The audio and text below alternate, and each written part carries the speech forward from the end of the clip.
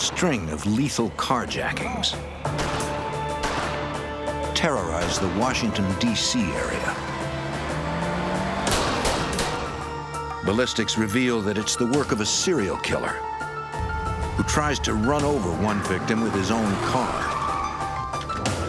The FBI and police set a clever trap, but the killer insists on a violent shootout.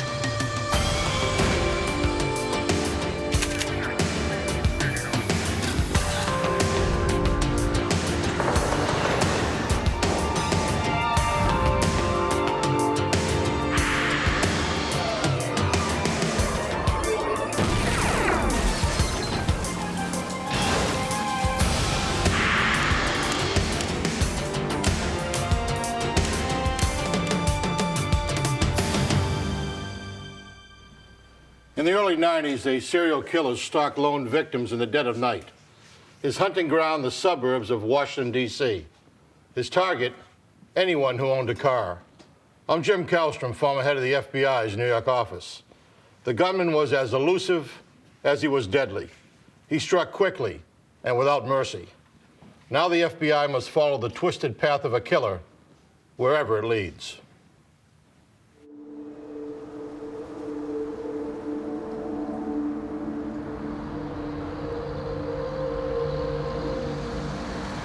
November 13th, 1991. Silver Spring, Maryland, a suburb north of Washington, D.C. Montgomery County Police respond to a report of shots fired at a car dealership. Officers discover the body of a woman shot in the chest and forehead. Call the medical examiner. And another gunshot victim nearby. It's got a pulse! The man is breathing but unconscious.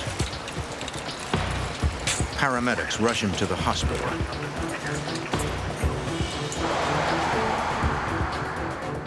Montgomery County Homicide Detective Ed Day coordinates his department's swift response to the slaying. You saturate the case as fast as you can, work on it as fast as you can, get as much information as fast as you can, and try to resolve it as fast as you can.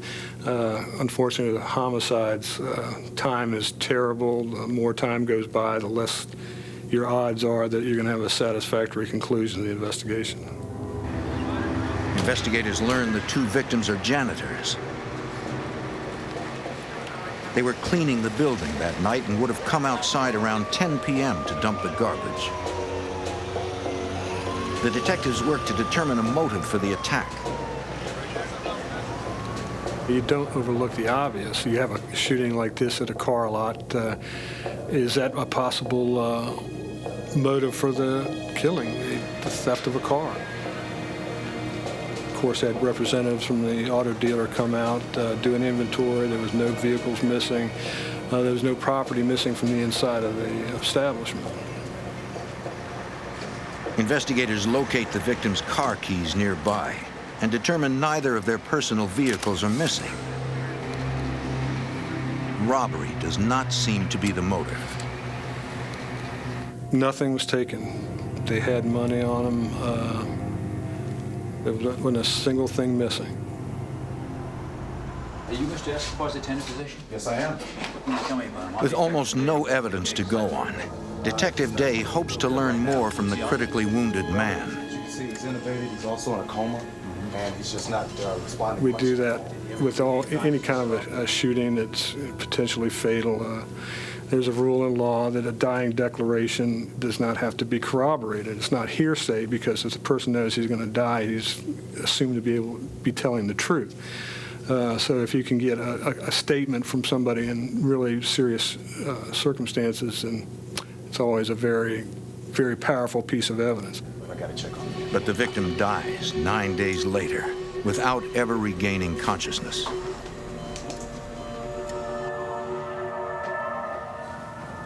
During the autopsy, the medical examiner recovers the only piece of physical evidence, the bullets that killed the victims. At the Maryland State Police Crime Lab, ballistics expert Joe Capera examines the evidence to determine if there was more than one shooter. there was a microscopic comparison done to determine if these bullets were fired from the same gun. And indeed, as a conclusion to these examinations, I concluded that these bullets were fired from the same gun. Examining the scratch patterns on the bullets, Capera determines the make and model of the murder weapon. I was able to ascertain, first of all, the caliber of the gun, which was a .357, and then through the measurements of the unique land and groove areas, I was able to ascertain that it was a Ruger .357. With no obvious motive for the slayings, detectives explore the victims' personal lives for clues. You work inside out, you try to find out if these people had any enemies, if there was any triangle, thwarted lover or something like that. These things take you in 100 different directions, and you just have to take care of one thing at a time. You eliminate something and you move on to the next issue, and you just go from there. Detectives find nothing in the victims' backgrounds that could have led to their murders.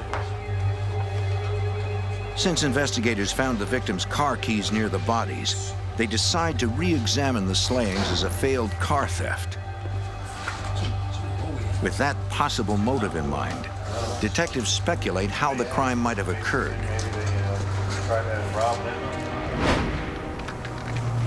They were cleaning. The business was closed for the night.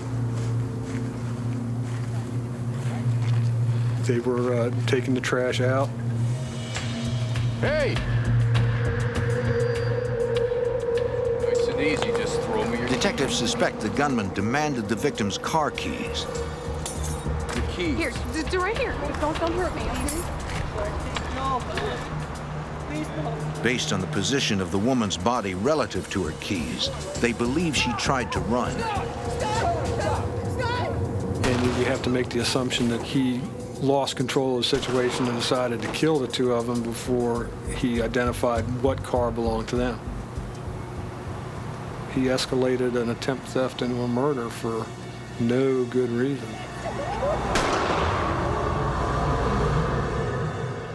With little evidence to go on, the case grows cold. Then, 3 months later, investigators respond to the scene of another homicide.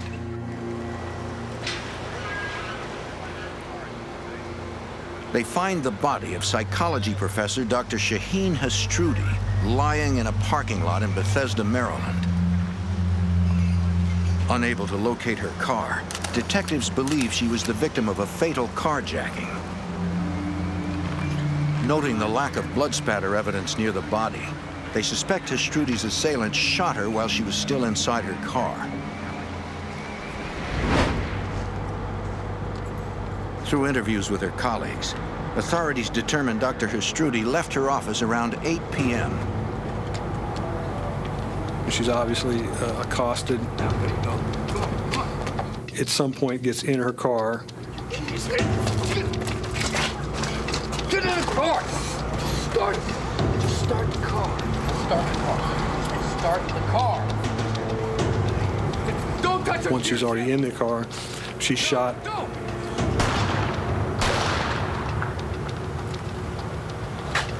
She's taken out of the car, dumped on the lot, and the suspect steals her car.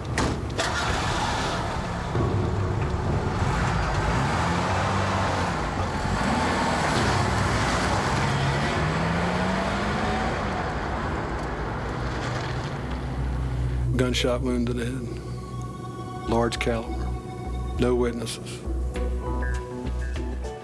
The only solid evidence is a pair of bullets recovered from the victim's body. Investigators send the bullets to the Maryland State Police Crime Lab to compare them with the bullets from the double homicide. It is a match. The two crimes are connected. We got a couple of crimes here. Homicide detectives begin examining unsolved cases involving similar circumstances. One detective recalls a recent homicide, which occurred a month before Hastruti was killed. Very similar to these crimes. It's very similar. That victim was also shot in the head with a large caliber gun. As in the Silver Spring double homicide, responding officers found the victim's keys near his body.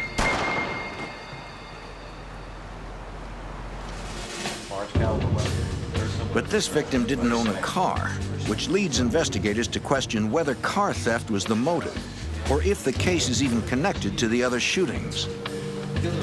But we said, you know, this is looking like they're definitely linked for some reason.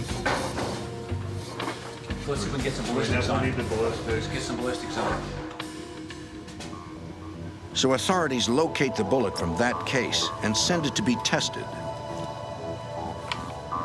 Ballistics expert Joe Capera compares the bullets from the 4 homicides. I did a cross-comparison examination to the previous bullets. And as a result of that examination, I found that all the bullets were fired from the same weapon. So we're starting to see a pattern here, guys. We got Investigators have connected the 4 homicides through the ballistic evidence and an apparent car theft motive, but they cannot understand why the killer chose to murder his victims. None of these people were armed. Stature-wise, none of these people I thought were particularly a threat to the suspect. 2 possibilities: that he had lost control of them and felt the best way to regain control of the situation was to kill him, or there was some psychological reason that he didn't like these particular people. Detectives believe they are dealing with an extremely violent and unpredictable criminal and suspect he may still be in the area. Montgomery County was his basis of operation. That's where he felt most comfortable. That's where he did all his murders. That's where he did his most risky business. That's where he laid in wait for people. So it was obvious he had some strong tie to Montgomery County. Investigators suspect he will strike again and hope to stop him before he does. But they have no clues that can help identify him.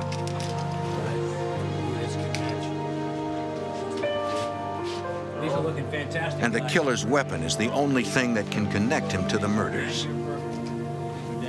The best evidence we got is the bullets. And if we can get him and get the gun, then we definitely have a very, very strong case. Now this one came out of... Authorities don't want to give the killer a reason to destroy his gun, and with it their only evidence. We're gonna make another mistake. We're gonna come up with... So they decide to keep the ballistics match away from the media. Sound good? Sound good? This guy... If we supply the information to the press that all the bullets came from the same gun, be a good likelihood that he would either dispose of the weapon, or he would, in worst case scenario, obtain a different weapon and keep committing the crime.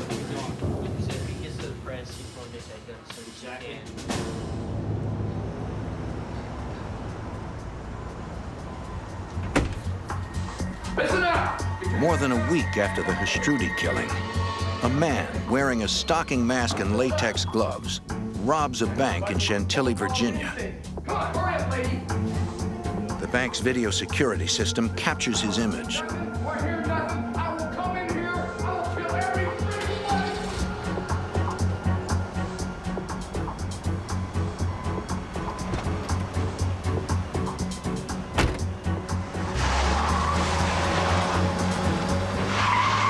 A witness tells the FBI that the bank robber fled in a late model white vehicle and gives them the license plate number. The description of the getaway car matches the vehicle stolen from Hastruti, attracting the attention of Montgomery County detectives. But the license plate is not Hastruti's. Investigators trace the plate and discover it had been stolen from a vehicle in Annandale, Virginia. I've seen them around together and stuff, and it really looked like that. For detectives, this leaves open the possibility that Hastruti's car was used in the bank robbery.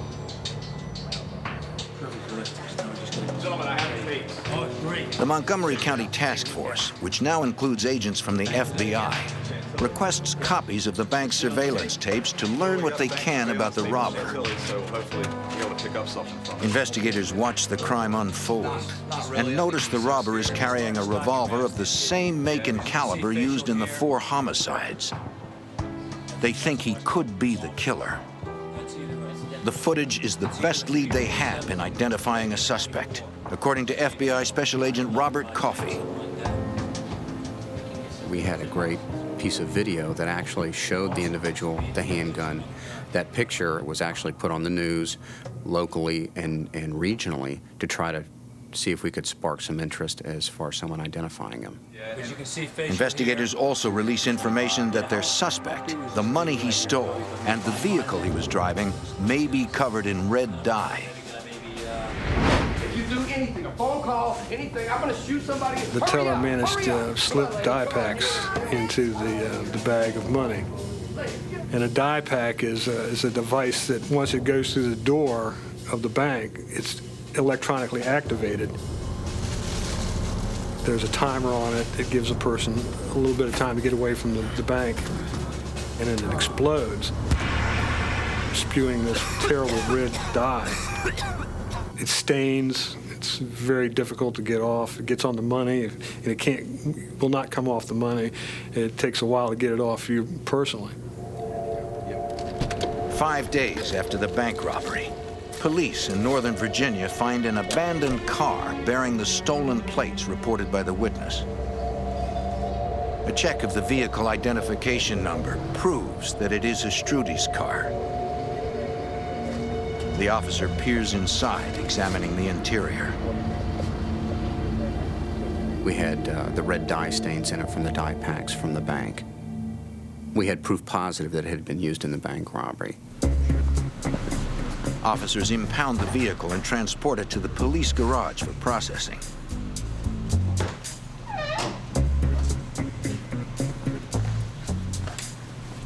Technicians find bloodstains inside the car and collect samples as evidence. But they do not find anything that can identify the killer. Lab examiners extract DNA from the blood evidence and compare it to Astrudi's. It is a match. Finally, investigators are able to look at the various crimes and understand their suspect's overall plan. It's gelled into something that makes a little bit of sense. You went from a situation where you had a whole bunch of motives that really didn't make sense to now a concrete motive. This person is killing people to steal cars to commit bank robberies. Although authorities now understand why the suspect is murdering innocent people, they have no clue who he is. Investigators face the nearly impossible challenge of identifying and catching a ruthless gunman before he kills again. The FBI and Maryland's Montgomery County Police are hunting a killer who has already committed 4 homicides,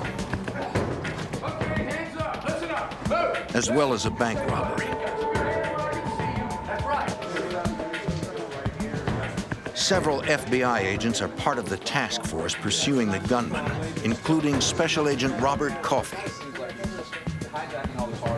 One of the main roles of the FBI, specifically in this type of a crime, is that we work with many different agencies to corral all of the investigators and bring forth the information in one kind of a think tank. This multi-agency approach is an invaluable investigative resource for Montgomery County homicide detective Ed Day. When you start working with multiple jurisdictions on different cases, well, the more jurisdictions are involved, the more jurisdictions have an interest, the more assets you can draw from. The task force now understands their suspect's crime pattern. He steals a person's car at gunpoint, killing his victim, then uses the vehicle in a bank robbery. Investigators continue to look for past unsolved cases that involved a similar pattern. nothing occurs in a vacuum. Somebody doesn't just start killing people, so that's when we really started doing the research. They identify an incident that occurred in their county almost a year earlier. Is this your car? No, it's not my car. Our victim was a maintenance man, an Hispanic male. Give me your keys. He was accosted by a white male carrying a large caliber dark handgun. Where's your car? When the masked gunman asked for the victim's car keys, the man claimed he didn't own a car. Oh, The suspect demanded to know which car belonged to him. He was told to turn around and face away from the suspect, get down on his knees, and put his hand behind his head. where's your car? Where's your car? Our victim at that time felt quite certain that he was going to be executed. This better be your car.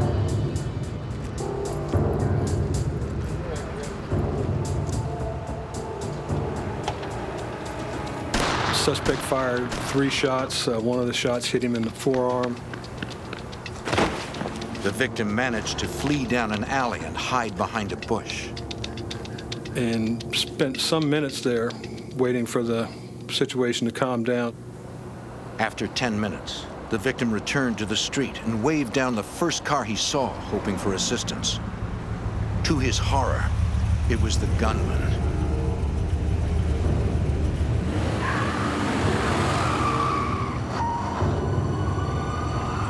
An alert neighbor had called police. The victim's life was spared.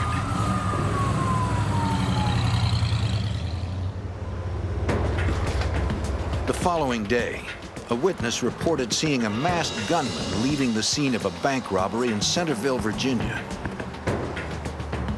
Police later recovered the getaway vehicle and determined it was the car stolen from the maintenance man. Investigators examined the evidence gathered at the scene of the carjacking. All they have is a bullet fragment that was lodged in the victim's arm. Ballistics expert Joe Capera.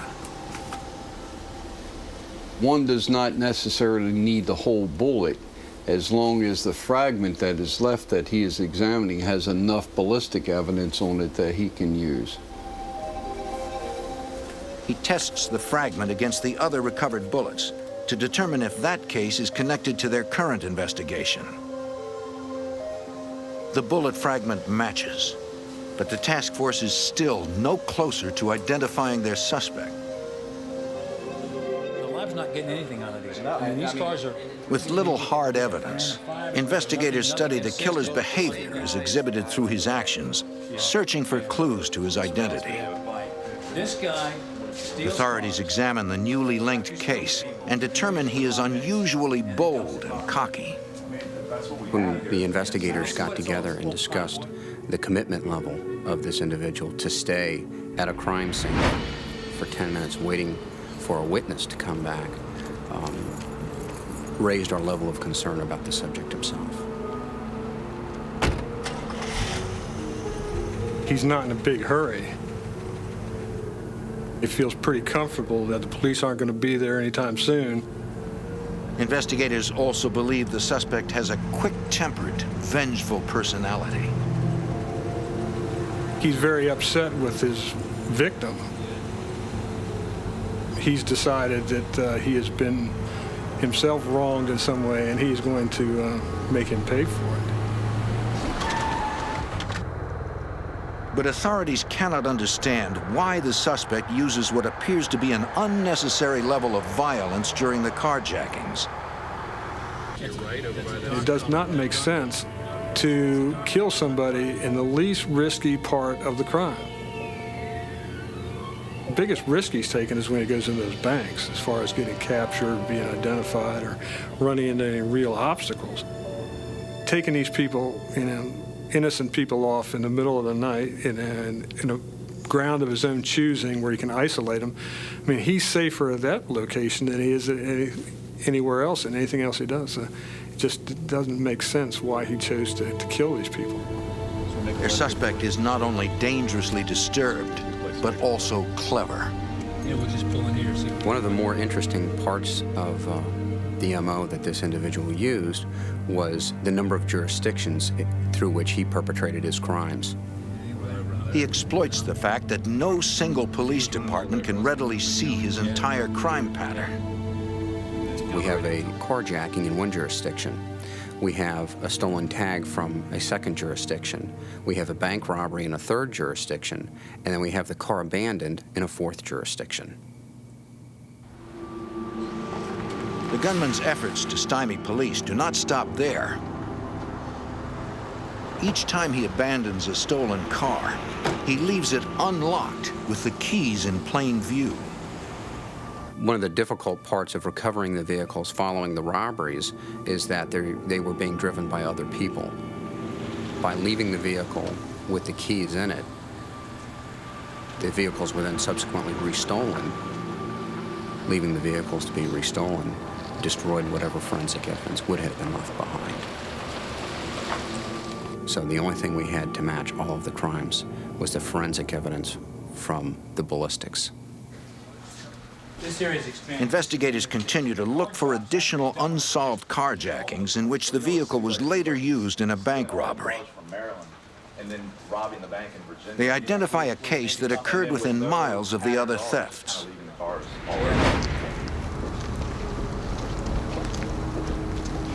A woman was walking out of a doctor's office and realized that she was being followed.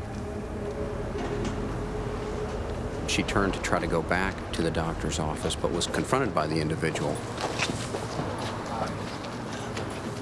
and then asked for her keys.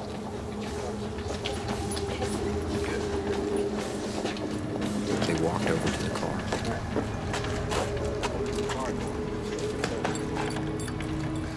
Come on, come on, come on. Start it. Start the car. Start The the gunman car. forced the frightened woman to start her car. And upon starting the vehicle, had her get out and kneel down next to a wall. No. On your knees. Get your hands up. There you go. Upon kneeling down, he had her wait there for a short period of time. She described it as 30 or 40 seconds passed. Now, feel this? You have to wonder is how much of that time did he spend thinking about whether or not he was going to shoot her.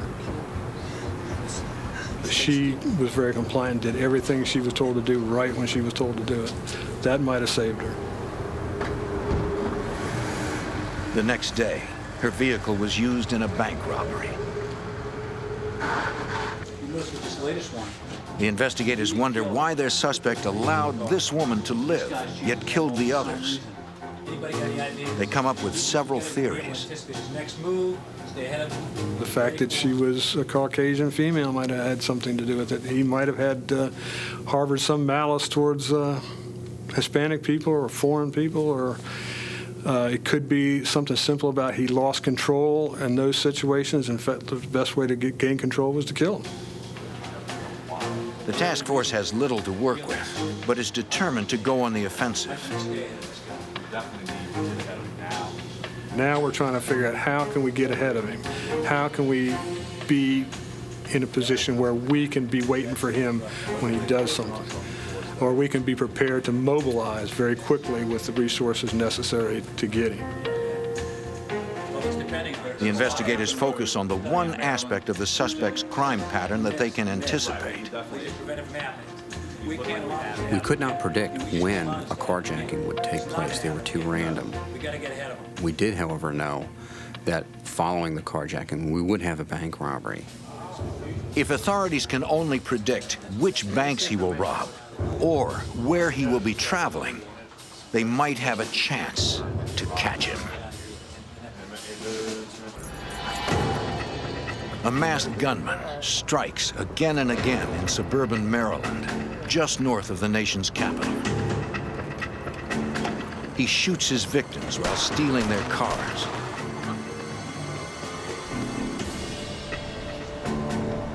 Which he later uses to rob banks.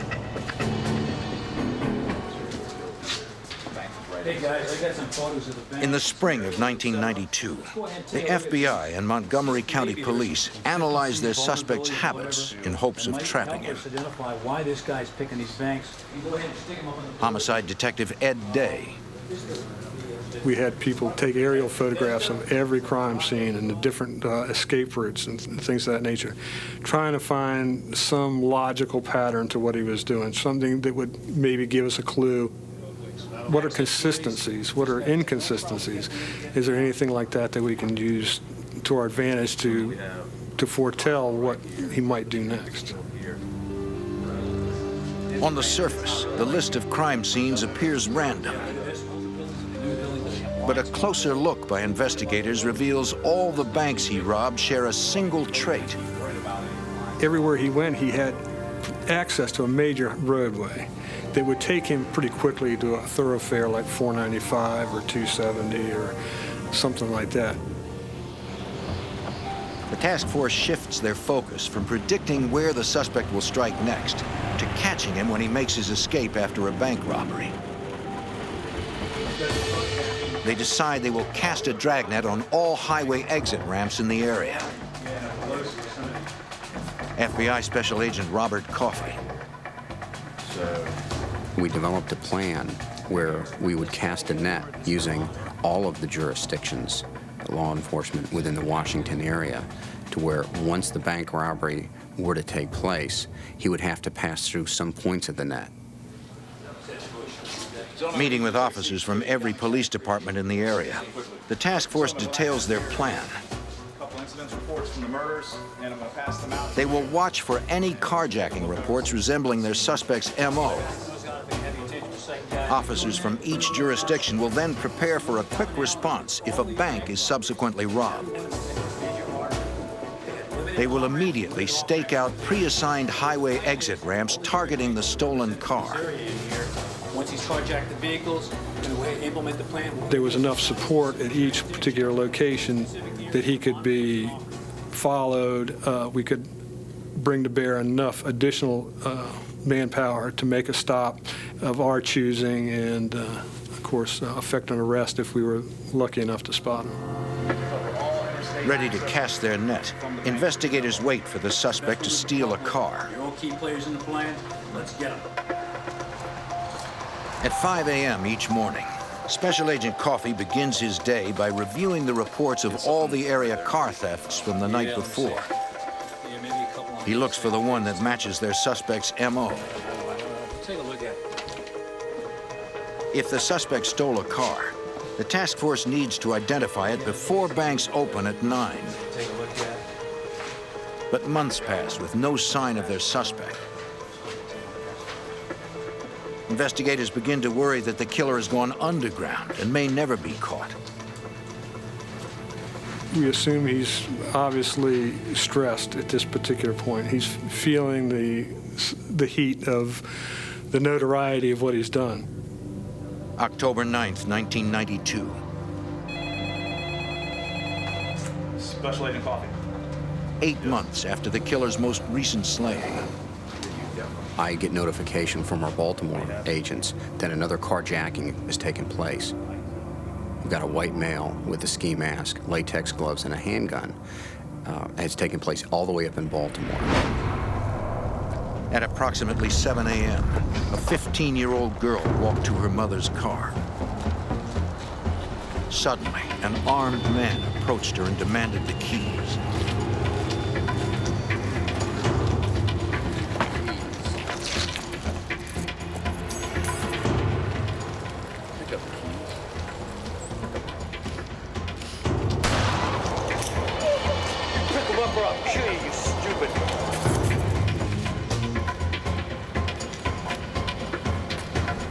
Housing police officer heard this and came to her aid.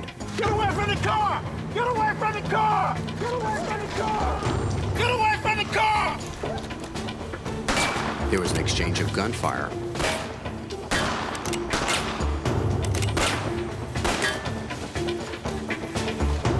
And the carjacker took her vehicle and fled the scene.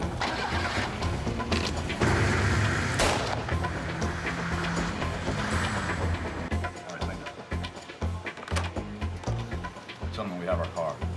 It's a black Honda Civic. We were feeling very good because we had very, very fresh information, and we knew he was on the move, and he was in Baltimore and more than likely on the way back here.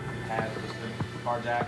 The task force determines there is no need to wait for a bank robbery. DC Metro. They make a phone call. Based on that information, the task force casts the net around the Washington metro area, hoping that he's going to come back through that net. Patrolmen and SWAT units from jurisdictions throughout Maryland, Washington, D.C., and Northern Virginia race to prearranged locations on freeway exit ramps to watch for the stolen car.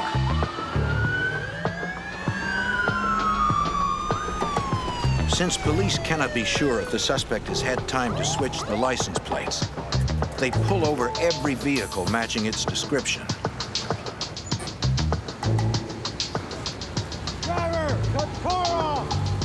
Each time, they know they may face a shooter who has already taken 4 lives. Let me see your hand. See your hand. Driver, walk back. Driver, open the door slowly. The FBI and police departments throughout the Washington, D.C. area hunt a suspected killer. They stop every vehicle matching the description of the one they believe he stole an hour earlier. Police pull over dozens of cars, but come up empty. What's going on? You got a girl. As the search continues, 50 miles away in western Maryland, Brunswick police officer Gary Klein is on routine patrol. I observed a small black and color passenger vehicle. I saw that there was no front license plate on it. And as the vehicle passed me, I looked over and observed the driver had a nylon stocking pulled down over his face. Kind of shocked me, and I was like, not really sure what's going on here, but kind of drew my attention real quick. I turned around, caught back up to the car, radioed my dispatchers and the 911 center and requested information on the tag. And the subject in the small black car sped off and wouldn't pull over for me.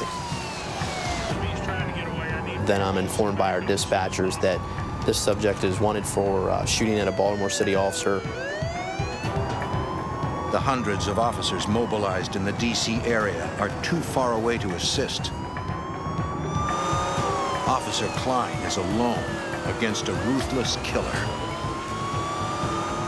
The adrenaline's pumping now because I'm pursuing this vehicle, knowing somewhere in there I'm going to have to confront this individual. The speeds that we maintain in some places were 90 mile per hour to a little over 100 mile per hour. Officer Klein chases the suspect from Maryland into Virginia. He was very intent on getting away from me. Dispatcher, we're getting ready to go right on Interstate 71.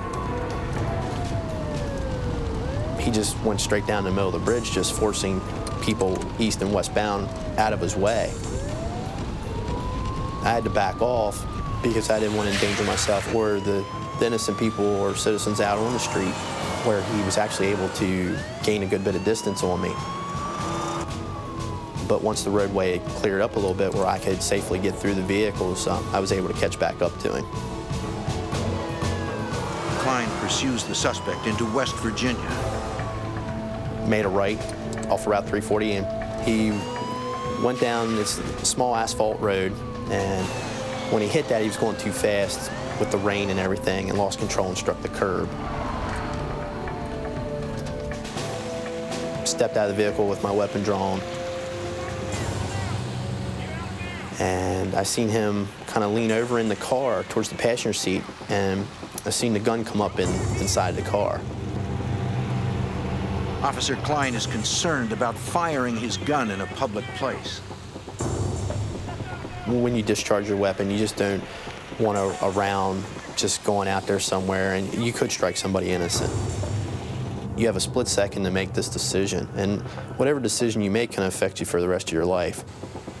At that point, he placed the car in reverse and sped backwards quickly towards my cruiser in what I believe was an attempt to ram my car or strike me.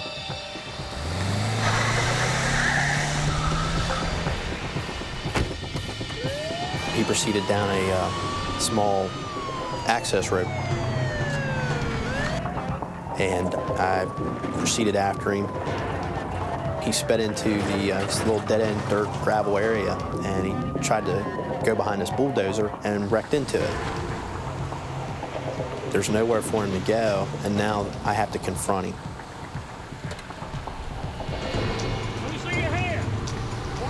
At that time, I see the gun coming up, which just kind of made my heart jump out of my chest. While the suspect ducks for cover, Officer Klein strategically moves to his right. You don't want to stay in one position, especially after he already knows where you're at. Klein's tactic works. The suspect fires at the position where Klein used to be. I actually fired more shots at him as he ran to get to the backside of his car for cover. With backup units still minutes away, the lone officer fights to stay alive in a violent face-off with a vicious killer. Let me see him. Put your...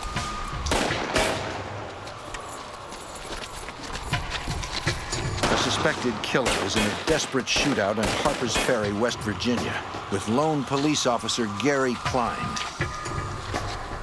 I see him start to come up from behind his car through the passenger side window with the gun raised, and he's coming up. I remember firing at him and striking the car, and he ducked down behind the car again. Several seconds passed. He raises back up. You can hear it, the actual sound of the bullet striking the car, the metal, and he ducks back down behind the car again. Finally, backup arrives. When they put their hand on my shoulder and I knew who they were, it was this big relief. Burden was lifted off my shoulders because now I knew I had fellow officers there. Within the next 10 minutes, police officers from several jurisdictions were on the scene. Come out from behind the car. The gunman realizes he is outnumbered. Then the suspect stood up and walked out in front of myself and my cruiser, probably about 15 yards, and put the gun to his head. And I continued to yell at him to drop the gun, to throw the gun on the ground, at which time he told me he wouldn't do that. Listen, hold on a minute. Hold on a minute. West Virginia State Police Corporal John Jeffries begins negotiating with the gunman. We can work through this. Let me help you. The only thing we've left so far... After several minutes of negotiation, the suspect then pulled the nylon stocking up on the top of his head. Still wasn't able to really get a good, clear look at him. The suspect begins to talk. He says he's an unemployed house painter. He said that he was just upset. He had had some relation problems with his girlfriend, that he had done some things he wasn't real happy about, and just all these things had piled up and just troubled him, and he didn't know why he was doing the things he was doing. After a 45-minute standoff, the gunman makes an unusual demand. I remember him saying he wanted to talk to his mother. How do I get your mother? Give me a number. So he gave his mother's name and phone number. Several tense minutes pass as police attempt to reach the suspect's mother. He advised the suspect that they had his mother on the phone. The woman on the line asks the negotiator for the suspect's name. He identified himself as Alan Newman. He wasn't real sure of the police. He didn't know if we were just lying to him or what we were doing.